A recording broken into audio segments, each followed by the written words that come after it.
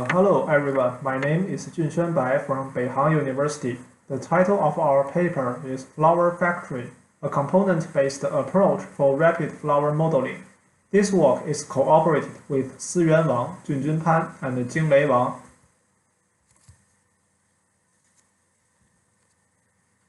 I will introduce our work in 4 aspects.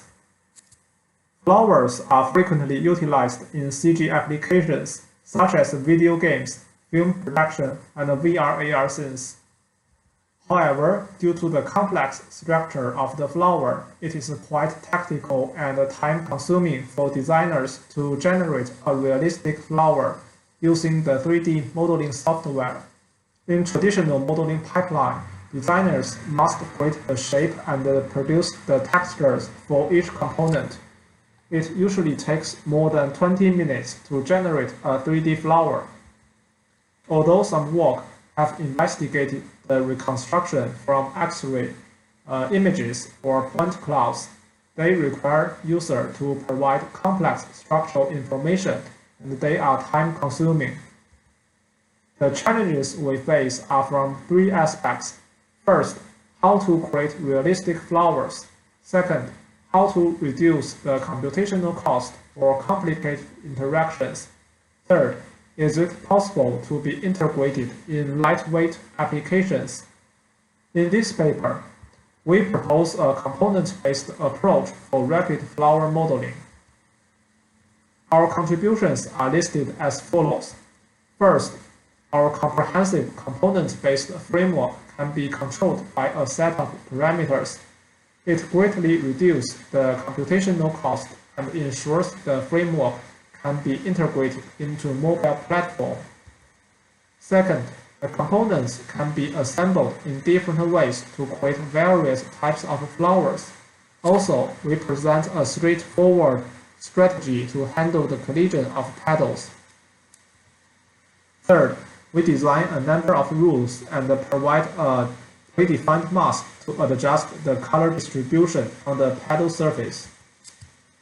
Now, let me introduce the method details. This is the framework of our method. After the user sets the parameters, the flowers is created from 2 perspectives. One is the geometry, the other is the texture. The floral components consist of petals, leaves, receptacles, and stamens. Petals and leaves are created using 2D boundary curves on 2D planes. The region for the boundary curve is defined, and the control points must locate in this region. We generate smooth boundary curves using B-spline, which is defined by the control points. After the boundary is constructed, the petal is subdivided and triangulated. Serrate leaves often appear in nature, so we add sawtooth to the boundaries of leaves. In practice, a set of patterns are predefined. Since the models are created on 2D plane, we employ linear plane spinning to produce the 3D geometry. We compute the Euclidean distance from the points on the surface to the points on the central vein. Then we use the distance to compute the rigging weights. After that, to change the shape, we make the central vein to fit a 3D curve. A complete flower can be constructed after each component is created. A set of parameters can be specified, such as the number of leaves, the height of the interval, and the rotate angle. The stamens are created based on a spiral curve. The cell index increases along the curve. Then the stamens are located on the cells. Also, to handle the collision and overlaps between different layers, a small interval is added. In the same layer, an interval is also added between adjacent petals. The opening state is controlled by an input angle, theta. The blooming animation is generated using linear interpolation of the corresponding points, which are the closed flower and the opening flower. To create the textures, we define a set of rules. We define a mask for the petal to create the streaks. We use a heuristic method to simulate the diffusion of pigments. In general, the color at the edge and the root are different from the center. Therefore, we set some parameters to control the color density. The technical details can be found in the paper. The textures generation for the leaves is similar to the petals. However, the leaves usually have regular veins. We specify the pattern of leaf veins, and users can set the number of branches and the width of the veins. Next, the experimental results. This video shows the variations of the petals with different shapes. These shapes are controlled by parameters.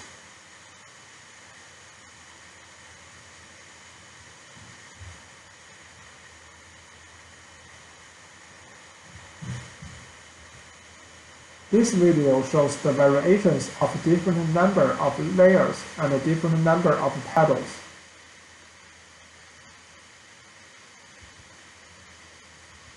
This video shows different flowers created by our method.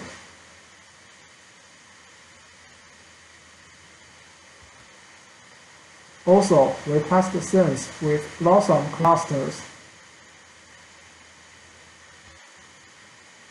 We compare our work with other methods.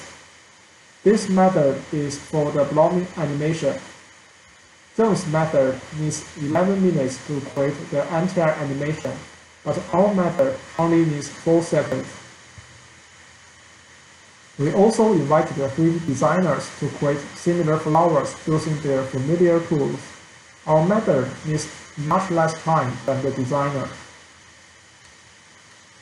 Finally, we conduct a user study to evaluate the effectiveness of our system. The evaluator thinks our method is easy to use and the parameters are rational, but the fidelity is relatively low. Also, intra-class correlation coefficient (ICC) is employed to evaluate the consistency of the questionnaire. The ICC is 0.932. Is much higher than 0.75. It means that the consistency is very high. Our system is not without limitations. First, our approach cannot generate inflorescence. Second, our system does not employ any biological knowledge for the modeling. Third, our system cannot produce flowers directly from photos. Conclusion and future work. In this paper, we propose a component-based framework for rapid modeling of flowers. Our technique is capable of producing a variety of flowers quickly. In the future, we plan to develop an image-based interface for the modeling. Also, biologically based rules may enhance the geometry and the textures generation. Moreover, we consider to add more functions into our system, such as inflorescence. The following are the findings. That's all. Thank you. Any questions can be sent to the others.